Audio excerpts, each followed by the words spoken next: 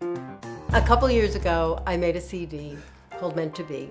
A preeminent jazz reviewer made reference to the fact that I reminded him, in terms of my phrasing or the sound of my voice, with this great singer, Irene Kral. I didn't know who Irene Kral was, and I, of course, came to understand that she is an icon in the jazz world. So it was an interesting new chapter when Lauren got inspired to look into the Irene Kral legacy. It was an interesting opportunity to have us bring our chemistry and apply it sort of to a new assignment. Experiment.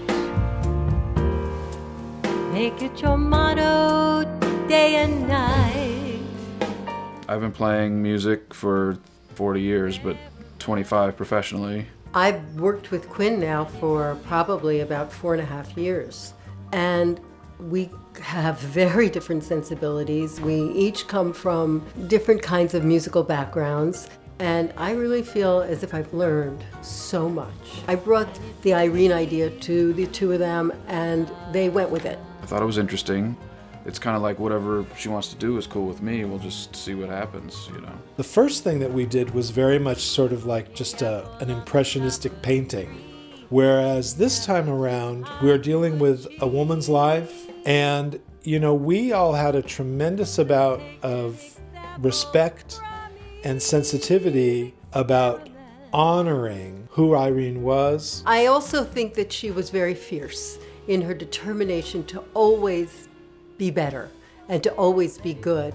And that resonates for all of us. I mean, that's really all I care about. I just want to get better. Sometimes it's groovy and right on the beat. Working with Lauren is always a joy because she is so interested in making good music.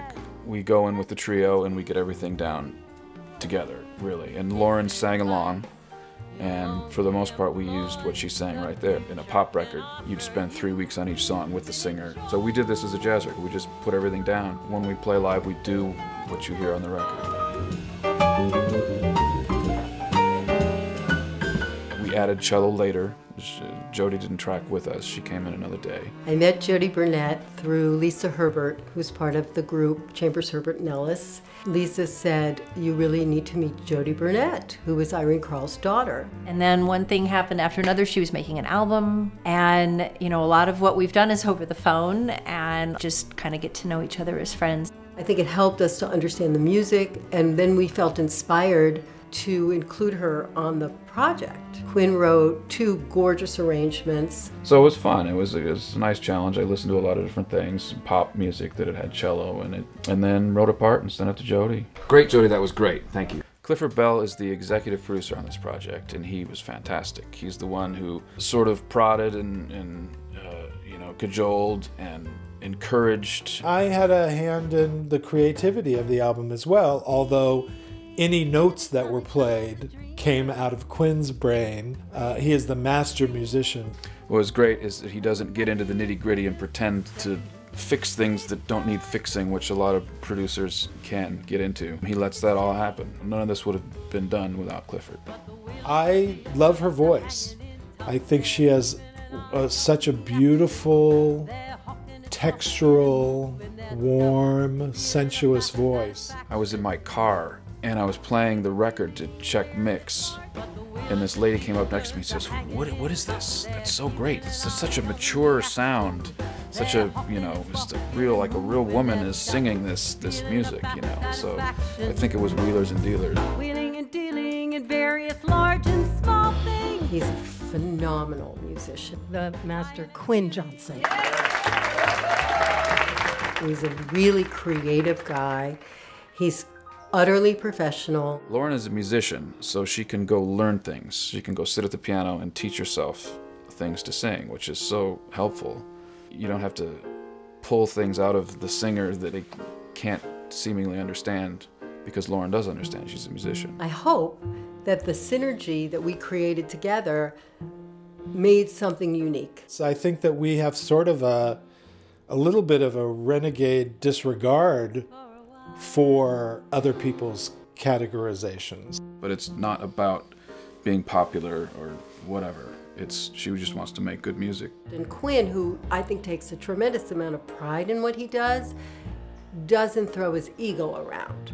He was, in some ways, I think, more open to my input and, more receptive to some of the musical ideas that I had. She's so willing to learn and try things and allow things to happen. I think it's awesome. So few people let that happen. He has a deep bench of musical knowledge, amazing piano skills, and also is modest in a way that allows for other people to participate. Gazing at stars. You want to hear how many versions of the same song, the same tempo, the same groove, or should we do it a different way? He has a Latin jazz background, so he brings a lot of that into some of his arrangements, which are fantastic. Rock me to sleep. Okay, so Rock Me to Sleep is a tune that Irene did that is not a standard, but it was done as a swing. And so we took it the other way because we made it more of a lullaby, and it turned into a bossa nova, and we added guitar. But it was...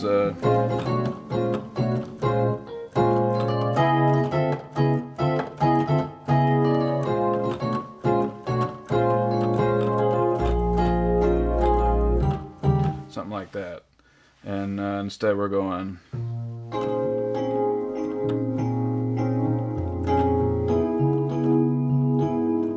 a bossa nova. That's really all I did, is do the whole thing slower and turn into bossa nova and do some chord changes. Rock me. The trio for this record is Ray Brinker on drums and Trey Henry on bass, who are both world-class musicians. That's why we call the album Lauren White and the Quinn Johnson Trio. They are a huge presence on the album. There's a lot of space for musicians to play on it. I don't want to sound ridiculous, but you don't get much luckier than this. Better than losing your head. Better than anything thought of, better than anything said. Mitch Ellis, it was a dream come true for me. He came into the studio and not only helped me on the vocals, and he is a true jazzer. He's so cool. His father was Herb Ellis, and he and I did a duet together. Mitch brought a lot. He had a lot of good energy and ideas and sort of created the duet part better than anything. Better than dining a la carte or sampling gastronomic art. Better than anything except being in love. So we did this as a jazz record. We just put everything down, and that's what we had. Piano, bass, and drums are all right there. What you hear is what you get.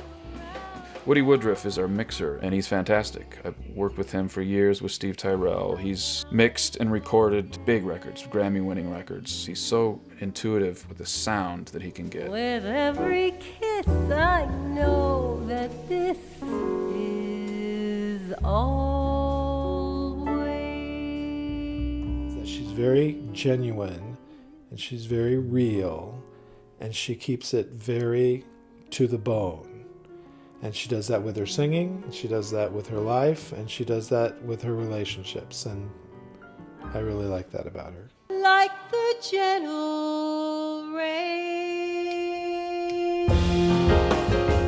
None of this would exist if we hadn't heard her music, if we didn't love her music, if we didn't hear this singer doing things that no one else was doing in her time. I hope, if anything, that our experimentation with the songs that she chose to sing will lead people to listen to her more. I mean, I'm not in any way interested in comparing myself or having people compare me to Irene Kral. That's ridiculous. There was only one Irene Kral, and she was phenomenal. Expect